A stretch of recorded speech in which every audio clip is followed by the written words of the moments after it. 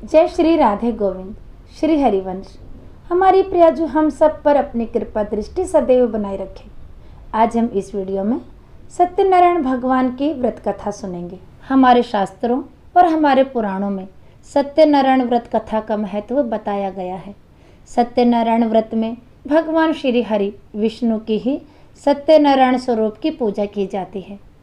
पूजा के समय सत्यनारायण की कथा सुनी या पढ़ी जाती है। भगवान सत्यनारायण का व्रत और उनकी पूजा बिना कथा सुने या पढ़े अधूरी मानी जाती है। सत्य को नारायण रूप में पूजना ही सत्यनारायण व्रत कहलाता है। इसका दूसरा अर्थ यह है कि इस संसार में नारायण ही एकमात्र सत्य है और जगत में बाकी सब मिथ्या है। स्कंद पुराण के विवाह खंड में सत्यनारायण व्रत कथा का उल्लेख दिया गया है। सत्यनारायण व्रत कथा में यह कहा गया है कि जो कोई भी सत्यनारायण व्रत कथा कहता है, भगवान उसकी सभी मनोकामनाएं पूर्ण करते हैं। भक्त भगवान सत्यनारायण की विशेष अवसर पर पूजा करते हैं, जैसे मासिक पूर्णिमा, गुरुवार और मासिक संक्रांति को। इससे भगवान विष्णु की विशेष कृपा दृष्टि प्राप्त होती है। भगवान विष्णु के इस पूजन के दौरान लोग सत्यनारायण की कथा भी पढ़ते हैं और सुनते हैं। स्कंद पुराण में भगवान विष्णु ने नारद जी को यह कथा सुनाई है और इस व्रत का महत्व भी बताया है।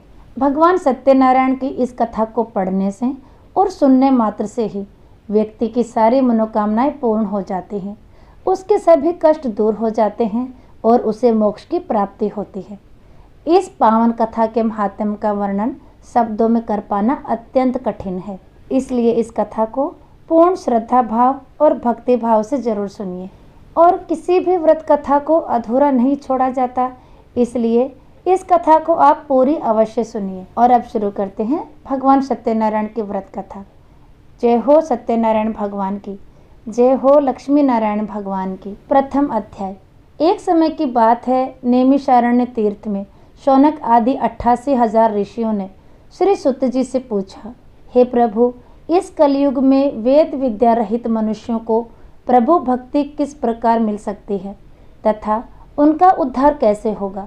हे मुनिश्रेष्ठ, कोई ऐसा तप बताइए जिससे थोड़े समय में ही पुण्य मिले और मनवांछित फल भी प्राप्त हो जाए।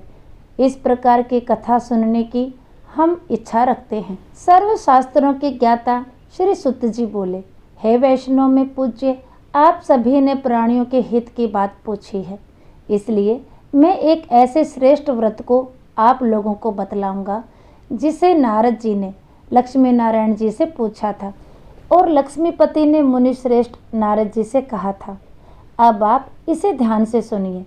एक समय की बात है, योगी राज नारद जी दूसरों के हित की इच्छा लिए अनेकों लोकों में घूमते हुए मृत्यु लोक में आ पहुँचे। यहाँ उन्होंने अनेक योनियों में जन्मे प्राय सभी मनुष्यों को अपने कर्मों द्वारा अनेकों दुखों से पीड़ित देखा। उनका दुख देख नारद जी सोचने लगे कि कैसा यत्न किया जाए जिसके करने से निश्चित रूप से मानव के दुखों का अंत हो जाए। इसी विचार पर मनन करते हुए वह विष्णु लोक में गए। वहाँ वह देवों के ईश भगवान नारायण की स्तुति करने लगे, जिनके हाथों में शंख, चक्र, गदा और पद्म थे। गले में वरमाला पहने हुए थे। स्तुति करते हुए नारद जी बोले, हे भगवान, आप अत्यंत शक्ति से संपन्न हैं। मन तथा वाणी भी आपको नहीं पा सकती। आपका आदि, मध्य तथा अंत नहीं है। निर्गुण स्वरूप सृष्टि के कारण भक्तों के दुख को दूर करने वाले आपको मेरा नमस्कार है। नारद जी की स्तुति सुन भगवान विष्णु बोले, हे मुनिश्रेष्ठ, आपके मन में क्या बात है? आप किस काम के लिए पधारे हैं, उसे निसंकोच कहिए। इस पर नारद मुनि बोले कि मृत्यु लोक में अनेक योनियों में जन्मे मनुष्य अपने कर्मों के द्वारा अनेकों दुखों से दुखी हो रहे हैं। हे नाथ, आप मुझ पर दया रखते हैं तो बताइए कि वो मनुष्य थोड़े प्रयास से ही अपने दुखों से कैसे छुटकारा पा सकते हैं। श्री हरि बोले, हे नारद, मनुष्यों की भलाई के लिए तुमने बहुत अच्छी बात पूछी है, जिसके करने से मनुष्य मोह से छूट जाता है। वह बात मैं तुम्हें कहता हूँ उसे सुनो। स्वर्गलोक व मृत्युलोक दोनों में एक दुर्लभ उत्तम व्रत है जो पुण्य देने वाला है। आज प्रेमवश होकर मैं उसे तुमसे कहता हूँ। श्री सत्यनारायण भगवान का यह व्रत अच्छी तरह विधान पूर्वक करके मनुष्य तुरंत ही यहाँ सुख भोग कर मरने पर मोक्ष पाता है। श्री हरि के वचन सुनकर नारद जी बोले कि उस व्रत का फल क्या है और उसका विधान क्या है। यह व्रत किसने किया था, इस व्रत को किस दिन करना चाहिए, सभी कुछ विस्तार से बताइए। नारद जी की बात सुनकर श्री हरि बोले, दुख व शोक को दूर करने वाला यह व्रत सभी स्थानों पर विजय दिलाने वाला है। मानव को भक्ति व श्रद्धा के साथ शाम को श्री सत्यनारायण की पूजा धर्मपरायण होकर ब्राह्मणों व बंधुओं के साथ करनी चाहिए। भक्ति भाव से ही नैवेद्य, केले का फल, घी, दूध और गेहूं का आटा संवाया लें। गेहूं के स्थान पर साठी का आटा, शक्कर तथा गुड़ लेकर वह सभी भक्षण योग्य पदार्थों को मिलाकर भगवान का भोग लगाएं। ब्राह्मणों सहित बंधु बांधवों को भी भोजन कराएं।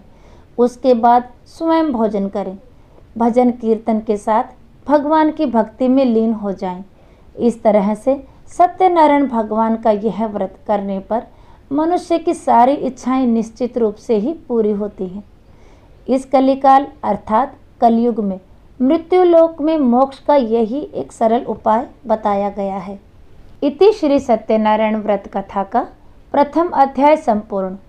और अब शुरू करते हैं द्वितीय अध्याय। सुत जी बोले, हे ऋषियों, जिसने पहले समय में इस व्रत को किया था उसका इतिहास कहता हूँ, ध्यान से सुनो। सुंदर काशीपुरी नगरी में एक अत्यंत निर्धन ब्राह्मण रहता था। भूख व प्यास से परेशान वह धरती पर घूमता रहता था। ब्राह्मणों से प्रेम करने वाले भगवान ने एक दिन ब्राह्मण का वेश धारण करके उसके पास जाकर पूछा, हे विप्र, नित्य दुखी होकर तुम इस पृथ्वी पर क्यों घूमते हो? दीन ब्राह्मण बोला, मैं निर्धन ब्राह्मण हूँ, भिक्षा के लिए धरती पर घूमता हूँ। हे भगवान, यदि आप इसका कोई उपाय जानते हो तो बताइए। वृद्ध ब्राह्मण कहता है कि सत्यनारायण भगवान मनोवांछित फल देने वाले हैं, इसलिए तुम उनका पूजन करो। इसे करने से मनुष्य सभी दुखों से मुक्त हो जाता है। वृद्ध ब्राह्मण बनकर आए सत्यनारायण भगवान ने उस निर्धन ब्राह्मण को व्रत का सारा विधान बताकर अंतर्ध्यान हो गए। ब्राह्मण मन ही मन सोचने लगा कि जिस व्रत को वृद्ध ब्राह्मण करने को कह गया है, मैं उसे जरूर करूँगा। यह निश्चय करने के बाद उसे रात में नींद नहीं आई। वह सवेरे उठकर सत्यनारायण भगवान के व्रत का निश्चय कर भिक्षा के लिए चला गया। उस दिन निर्धन ब्राह्मण को भिक्षा में बहुत धन मिला, जिससे उसने बंधु बांधवों के साथ मिलकर श्री सत्यनारायण भगवान का व्रत संपन्न किया। भगवान सत्यनारायण का व्रत संपन्न करने के बाद वह निर्धन ब्राह्मण सभी दुखों से छूट गया और अनेक प्रकार की संपत्तियों से युक्त हो गया। उसी समय से यह ब्राह्मण हर माह इस व्रत को करने लगा। इस तरह से सत्यनारायण भगवान के व्रत को जो मनुष्य करेगा वह सभी प्रकार के पापों से छुटकर मोक्ष को प्राप्त होगा। जो मनुष्य इस व्रत को करेगा वह भी सभी दुखों से मुक्त हो जाएगा। सुत जी बोले कि इस तरह से नारद जी से नारायण जी का कहा हुआ श्री सत्यनारायण व्रत मैंने तुमसे कहा। हे विप्रों, अब और मैं क्या कहूँ? ऋषि बोले, हे मुनीश्वर, संसार में उस विप्र से सुनकर और किस किस ने इस व्रत को किया, हम सब इस बात को सुनना चाहते हैं। इसके लिए हमारे मन में श्रद्धा का भाव है। ऋषियों के ऐसा पूछने पर सुत जी बोले, हे मुनियों, जिस जिसने इस व्रत को किया है वह सब सुनो। एक समय वही विप्र धन और ऐश्वर्य के अनुसार अपने बंधु बांधवों के साथ इस व्रत को करने को तैयार हुआ। उसी समय एक लकड़ी बेचने वाला बूढ़ा आदमी आया और लकड़ियां बाहर रख कर अंदर ब्राह्मण के घर में गया। प्यास से दुखी वह लकड़हारा उनको व्रत करते देख विप्र को नमस्कार कर पूछने लगा कि आप यह क्या कर रहे हैं तथा इसे करने से क्या फल मिलेगा, कृपया मुझे भी बताइए। ब्राह्मण ने कहा कि सब मनोकामनाओं को पूरा करने वाला यह सत्यनारायण भगवान का व्रत है। इनकी कृपा से ही मेरे घर में धन धान्य आदि की वृद्धि हुई है। विप्र से सत्यनारायण व्रत के बारे में जानकर लकड़हारा बहुत प्रसन्न हुआ। चरणामृत लेकर वह प्रसाद खाने के बाद वह अपने घर गया। लकड़हारे ने अपने मन में संकल्प लिया कि आज लकड़ी बेचने से जो धन मिलेगा उसी से श्री सत्यनारायण भगवान का उत्तम व्रत करूंगा। मन में इस विचार को ले बूढ़ा आदमी सिर पर लकड़ियां रखकर उस नगर में बेचने गया जहां धनी लोग ज़्यादा रहते थे। उस नगर में उसे अपनी लकड़ियों का दाम पहले से 4 गुना अधिक मिलता है। बूढ़ा प्रसन्नता के साथ दाम लेकर केले, शक्कर, घी, दूध, दही और गेहूं का आटा ले और सत्यनारायण भगवान के व्रत की अन्य सामग्रियां लेकर अपने घर गया।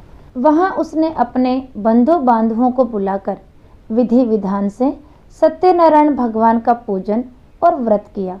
इस व्रत के प्रभाव से वह बूढ़ा लकड़हारा धन, पुत्र आदि से युक्त होकर संसार के समस्त सुख भोग अंतकाल में वैकुंठ धाम को चला गया।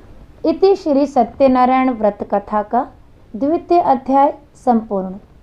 अब 3रा अध्याय शुरू करते हैं। सुत जी बोले, हे श्रेष्ठ मुनियों, अब आगे की कथा कहता हूँ। पहले समय में उल्कामुख नाम का एक बुद्धिमान राजा था। वह सत्यवक्ता और जितेंद्रिय था। प्रतिदिन देव स्थानों पर जाता और निर्धनों को धन देकर उनके कष्ट दूर करता था। उसकी पत्नी कमल के समान मुख वाली तथा सती साध्वी थी। भद्रशिला नदी के तट पर उन दोनों ने श्री सत्यनारायण भगवान का व्रत किया। उसी समय साधु नाम का एक वैश्य आया। उसके पास व्यापार करने के लिए बहुत सा धन भी था। राजा को व्रत करते देखकर वह विनय के साथ पूछने लगा, हे राजन, भक्ति भाव से पूर्ण होकर आप यह क्या कर रहे हैं? मैं सुनने की इच्छा रखता हूँ, तो आप मुझे बताइए।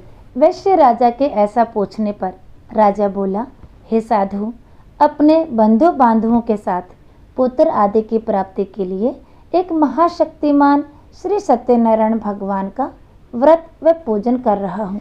राजा के वचन सुन साधु आदर से बोला, हे राजन, मुझे इस व्रत का सारा विधान कहिए। आपके कथा अनुसार मैं भी इस व्रत को करूँगा। मेरी भी संतान नहीं है और इस व्रत को करने से निश्चित रूप से मुझे संतान की प्राप्ति होगी।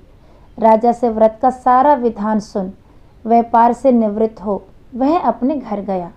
साधु वैश्य ने अपनी पत्नी को संतान देने वाले इस व्रत का वर्णन कह सुनाया और कहा कि जब मेरी संतान होगी तब मैं इस व्रत को करूँगा। साधु ने इस तरह के वचन अपनी पत्नी लीलावती से कहे। एक दिन लीलावती अपने पति के साथ आनंदित हो सांसारिक धर्म में प्रवृत्त होकर सत्यनारायण भगवान की कृपा से गर्भवती हो गई। 10वें महीने में उसके गर्भ से एक सुंदर कन्या ने जन्म लिया। दिनों दिन वह ऐसे बढ़ने लगी जैसे शुक्ल पक्ष का चंद्रमा बढ़ता है। माता पिता ने अपनी कन्या का नाम कलावती रखा। एक दिन लीलावती ने मीठे शब्दों में अपने पति को याद दिलाया कि आपने सत्यनारायण भगवान के जिस व्रत को करने का संकल्प किया था उसे करने का समय आ गया है। अब आप इस व्रत को कीजिए। साधु बोला कि हे प्रिय, इस व्रत को मैं उसके विवाह पर करूँगा। इस प्रकार अपनी पत्नी को आश्वासन देकर वह नगर को चला गया। कलावती पिता के घर में रह दिनों दिन बड़ी होने लगी। साधु ने एक बार नगर में अपनी कन्या को सखियों के साथ देखा तो तुरंत ही दूत को बुलाया और कहा कि मेरी कन्या के योग्य वर देखकर आओ। साधु की बात सुनकर दूत कंचन नगर में पहुंचा और वहां देखभाल कर लड़की के सुयोग्य वाणिक पुत्र को ले आया। सुयोग्य लड़के को देख साधु ने बंधु बांधवों को बुलाकर अपनी पुत्री का विवाह कर दिया। लेकिन दुर्भाग्य की बात यह है कि साधु ने अभी भी सत्यनारायण भगवान का व्रत नहीं किया। इस पर श्री भगवान क्रोधित हो गए और श्राप दिया कि साधु को अत्यधिक दुख मिले। अपने कार्य में कुशल साधु बनिया जमाई को लेकर समुद्र के पास स्थित होकर रत्नापुर नगर में गया। वहां जाकर दामाद ससुर दोनों मिलकर चंद्रकेतु राजा के नगर में व्यापार करने लगे। एक दिन भगवान सत्यनारायण की माया से एक चोर राजा का धन चुरा कर भाग रहा था। उसने राजा के सिपाहियों को अपना पीछा करते देख चुराया हुआ धन वहां रख दिया जहां साधु अपने जमाई के साथ ठहरा हुआ था। राजा के सिपाहियों ने साधु वेश्य के पास राजा का धन पड़ा देखा तो वह ससुर जमाई दोनों को बांधकर प्रसन्नता से राजा के पास ले गए और कहा कि उन दोनों चोरों को हम पकड़ लाए हैं, आप आगे की कार्यवाही की आज्ञा दें। राजा की आज्ञा से उन दोनों को कठिन कारावास में डाल दिया गया और उनका सारा धन भी उनसे छीन लिया गया। सत्यनारायण भगवान के श्राप से साधु की पत्नी भी बहुत दुखी हुई। घर में जो धन रखा था उसे चोर चुरा ले गए। शारीरिक तथा मानसिक पीड़ा व भूख प्यास से अति दुखी हो अन्न की चिंता में कलावती एक ब्राह्मण के घर गई। वहां उसने सत्यनारायण भगवान का व्रत होते देखा, फिर कथा भी सुनी। वह प्रसाद ग्रहण कर रात को घर वापस आई। माता ने कलावती से पूछा कि हे पुत्री, अब तक तुम कहाँ थी, तेरे मन में क्या है? कलावती ने अपनी माँ से कहा, हे माता, मैंने एक ब्राह्मण के घर में श्री सत्यनारायण भगवान का व्रत देखा है। कन्या के वचन सुन लीलावती भगवान के पूजन की तैयारी करने लगी। लीलावती ने परिवार व बांधुओं सहित सत्यनारायण भगवान का पूजन किया और उनसे वर मांगा कि मेरे पति तथा जमाई शीघ्र घर आ जाएं। साथ ही यह भी प्रार्थना की कि हम सबका अपराध क्षमा करें। श्री सत्यनारायण भगवान इस व्रत से संतुष्ट हो गए और राजा चंद्रकेतु को स्वप्न में दर्शन देकर कहा, हे राजन, तुम उन दोनों वेश्यों को छोड़ दो और तुमने उनका जो धन लिया है उसे वापस कर दो। अगर तुमने ऐसा नहीं किया तो मैं तुम्हारा धन, राज्य व संतान सभी को नष्ट कर दूंगा। राजा को यह सब कहकर भगवान अंतर्ध्यान हो गए। प्रातःकाल सभा में राजा ने अपना सपना सुनाया। फिर बोले कि वणिक पुत्रों को कैद से मुक्त कर सभा में लाओ। दोनों ने आते ही राजा को प्रणाम किया। राजा मीठी वाणी में बोला, हे महानुभाव, भाग्यवश ऐसा कठिन दुख तुम्हें प्राप्त हुआ है, लेकिन अब तुम्हें कोई भय नहीं है। ऐसा कह राजा ने उन दोनों को नए वस्त्र आभूषण भी पहनाए और जितना धन उनका लिया था उससे दुगना धन वापस कर दिया। दोनों वैश्य अपने घर को चल दिए। इति श्री सत्यनारायण व्रत कथा तृतीय अध्याय संपूर्ण। अब शुरू करते हैं चतुर्थ अध्याय। जय हो श्री सत्यनारायण भगवान की। सुत जी बोले, वैश्य ने मंगलाचार कर अपनी यात्रा आरंभ की और अपने नगर की ओर चल दिए। उनके थोड़ी दूर जाने पर एक दंडी वेशधारी श्री सत्यनारायण ने उनसे पूछा, हे साधु, तेरी नाव में क्या है? अभिमानी वणिक हंसता हुआ बोला, हे दंडी, आप क्यों पूछते हो? क्या धन लेने की इच्छा है? मेरी नाव में तो बेल व पत्ते भरे हुए हैं। वैश्य के कठोर वचन सुन भगवान बोले, तुम्हारा वचन सत्य हो। दंडी ऐसे वचन कहे वहां से दूर चले गए। कुछ दूर जाकर समुद्र के किनारे बैठ गए। दंडी के जाने के बाद साधु वैश्य ने नित्य क्रिया के पश्चात नाव को ऊंची उठते देखकर अचंभा माना और नाव में बेल पत्ते आदि देख वह मूर्छित हो जमीन पर गिर पड़ा। मूर्छा खुलने पर वह अत्यंत शोक में डूब गया। तब उसका दामाद बोला कि आप शोक ना मनाएं, यह दंडी का श्राप है, इसलिए हमें उनकी शरण में जाना चाहिए, तभी हमारी मनोकामना पूरी होगी। दामाद की बात सुनकर वह दंडी के पास पहुंचा और अत्यंत भक्ति भाव से नमस्कार करके बोला, मैंने आपसे जो जो असत्य वचन कहे थे उनके लिए मुझे क्षमा कर दे। ऐसा कहकर महान शोका आतुर होकर रोने लगा। तब दंडी भगवान बोले, हे वणिक पुत्र, मेरी आज्ञा से बार बार तुम्हें दुख प्राप्त हुआ है, तो मेरी पूजा से विमुख हुआ है। साधु बोला, हे भगवान, आपकी माया से ब्रह्मा आदि देवता भी आपके रूप को नहीं जानते, तब मैं अज्ञानी कैसे जान सकता हूँ? आप प्रसन्न होइए, अब मैं सामर्थ्य के अनुसार आपकी पूजा करूँगा। मेरी रक्षा कीजिए और पहले के समान नौका में धन भर दीजिए। साधु वैश्य के भक्तिपूर्वक वचन सुनकर भगवान प्रसन्न हो गए और उनकी इच्छा अनुसार वरदान देकर अंतर्ध्यान हो गए। ससुर जमाई जब नाव पर आए तो नाव धन से भरी हुई थी। फिर वहीं अपने अन्य साथियों के साथ सत्यनारायण भगवान का पूजन कर अपने नगर को चल दिए। जब नगर के नज़दीक पहुँचे तो दूत को घर पर खबर करने के लिए भेज दिया। दूत साधु की पत्नी को प्रणाम कर कहता है कि मालिक अपने दामाद सहित नगर के निकट आ गए हैं। दूत की बात सुनकर साधु की पत्नी लीलावती ने बड़े हर्ष के साथ सत्यनारायण भगवान का पूजन कर अपनी पुत्री कलावती से कहा कि मैं अपने पति के दर्शन को जाती हूँ, तो कार्य पूर्ण कर शीघ्र आ जाना। माता के ऐसे वचन सुनकर कलावती जल्दी में प्रसाद छोड़कर अपने पति के पास चली गई। प्रसाद की अवज्ञा के कारण श्री सत्यनारायण भगवान रुष्ट हो गए और नाव सहित उसके पति को पानी में डुबो दिया। कलावती अपने पति को वहां ना पाकर रोती हुई जमीन पर गिर गई। नौका को डूबा हुआ देख वह कन्या को रोता हुआ देख साधु दुखी होकर बोला कि हे प्रभु, मुझसे तथा मेरे परिवार से जो भूल हुई है उसे क्षमा करें। साधु के दीन वचन सुनकर श्री सत्यनारायण भगवान प्रसन्न हुए और आकाशवाणी हुई, हे साधु, तेरी कन्या मेरे प्रसाद को छोड़कर आई है, इसलिए इसका पति अदृश्य हो गया है। यदि वह घर जाकर प्रसाद खाकर लौटती है तो इसे इसका पति अवश्य मिलेगा। ऐसी आकाशवाणी सुनकर कलावती घर पहुंचकर प्रसाद ग्रहण करती है और फिर आकर अपने पति के दर्शन करती है। उसके बाद साधु अपने बंधु बांधवों सहित श्री सत्यनारायण भगवान का विधि विधान से पूजन करता है तथा इस लोक में सुख भोग कर वह अंत में स्वर्ग को जाता है। इति श्री सत्यनारायण व्रत कथा चतुर्थ अध्याय संपूर्ण। अब शुरू करते हैं पंचम अध्याय। श्री सुत जी बोले, हे ऋषि मुनियों, मैं एक और भी कथा सुनाता हूँ। कौशलपुर में एक राजा था, तुंगध्वज। प्रजा उसके छत्र छाया में आनंद पूर्वक रहती थी। राजा तुंगध्वज अपनी प्रजा के सुख दुख का बहुत ध्यान रखता था, लेकिन एक बार उसने सत्यनारायण भगवान का प्रसाद ग्रहण नहीं किया। तब श्री सत्यनारायण भगवान ने राजा को प्रसाद ग्रहण न करने का दंड दिया।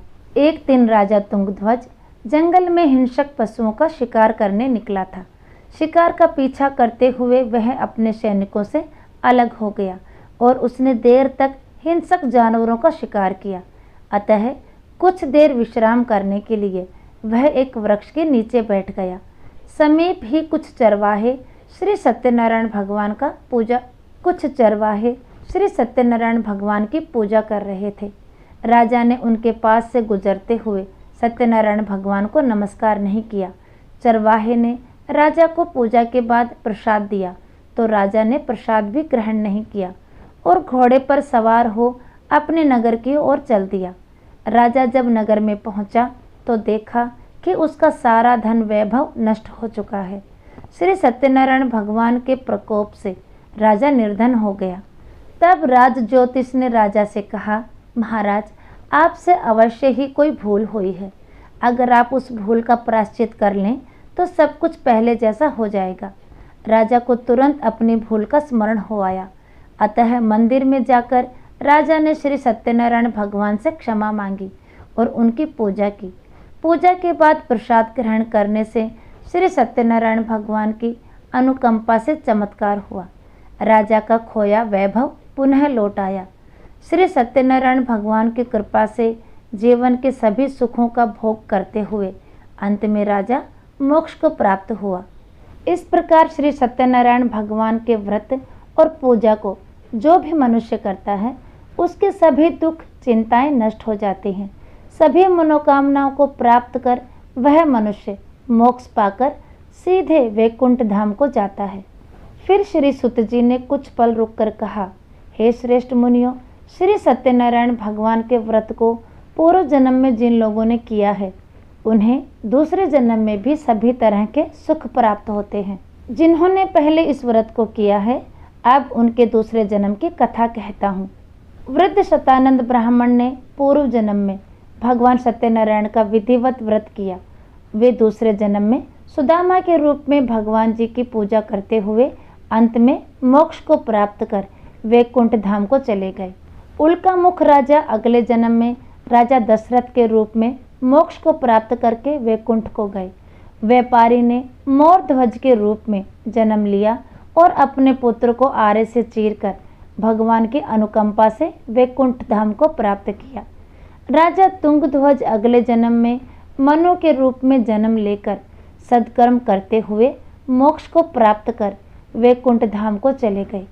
हे ऋषि मुनियों, श्री सत्यनारायण भगवान का व्रत और पूजा मनुष्यों को सभी चिंताओं से मुक्त करके अंत में मोक्ष प्रदान करता है।